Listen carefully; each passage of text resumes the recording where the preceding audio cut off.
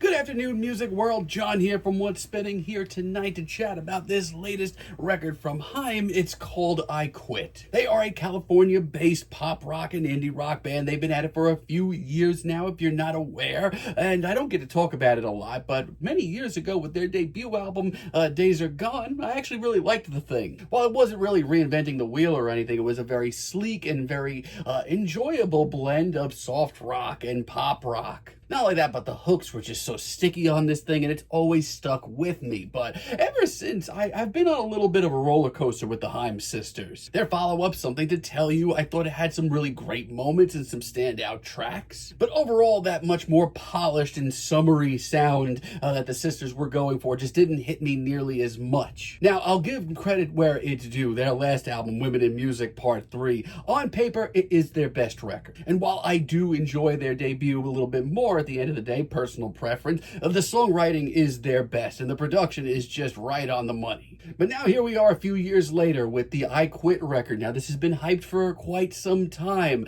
but listening to the singles leading up to this thing certainly didn't get me very excited about it. Let's chat about it. Now, I will start off by saying there's a handful of cuts on here that actually really surprised me in the nicest way. Like Gone, which kicks this album off. This brings in a seriously sleek, fresh, new energy for the band. Between Rostam's very textured, colorful production and the really killer Freedom sample that we get here, this track just feels like a happening. It's got attitude, it's got some heart, and just an edge to the band that I didn't see coming. All Over Me brings in a seriously confident swagger as well. It's sleek, it's sexy, it's got a killer guitar riff as well. And Take Me Back really leans into the indie side of this record with a very punchy, upbeat, and just plain fun track. It's urgent, but it's also really joyful. Also, The Farm shows them dipping their toes into an alternative country territory. And while I didn't expect it at all, they actually nail it. It's warm, it's passionate, and it's totally charming. Also, Lucky Stars, which is a little bit more grittier, almost lo-fi sounding. It's got whimsical production, and the vocal performances all around are stunning. It's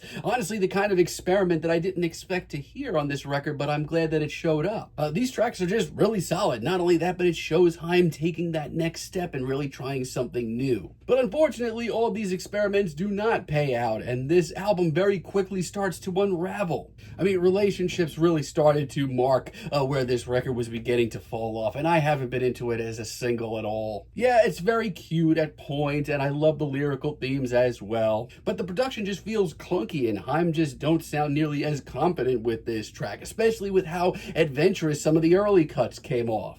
Down to Be Wrong is not that much better, honestly. It is so laid back and so stripped down to the point of it being boring. I mean, a lot of this record shows them going for a sort of alternative 90s sound, that throwback sound, which I don't mind. I love that. But this just comes off flat to the point of it sounds like a cover. A Million Years might be the most frustrating track here. I mean, there's a good hook buried deep down in there that's really been sticking with me, but that electronic, booming beat is just so annoying. It just feels so out of place and half-baked as an idea. And by the time we get around to Everybody's Trying to Figure Me Out, I've kind of checked out on this record. It just sounds lazy once again. Like, this sounds like a HAIM track that was built by AI somehow. It's just not adding up for me. Sadly, this album is stylistically an absolute mess. And the final few tracks here that we get on the record go back and forth stylistically and quality-wise. Like Try to Feel My Pain, for example. It is adorable, it is cute, but my God, is it forgettable.